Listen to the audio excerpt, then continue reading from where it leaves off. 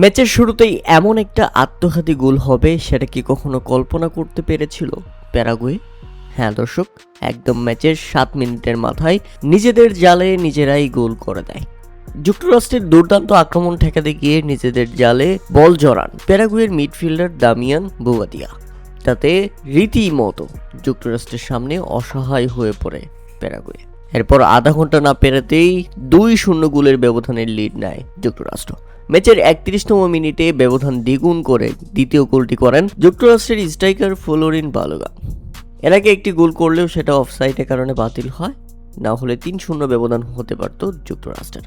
তবে বলতে না বলতেই 3-0 ব্যবধান করে ফেল যুক্তরাষ্ট্র।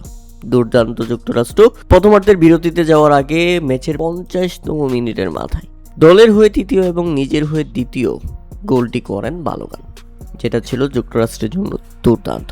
তাতে 3-0 গোলে পিছিয়ে প্রথমার্ধে বিরতিতে যায় প্যারাগুয়ে।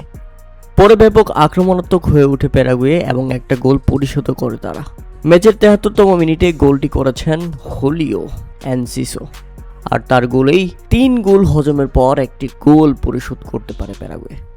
তবে সবচেয়ে অবাক করা ব্যাপার হলো শেষ পর্যন্ত এক হালি গোল করেছে যুক্তরাষ্ট্র।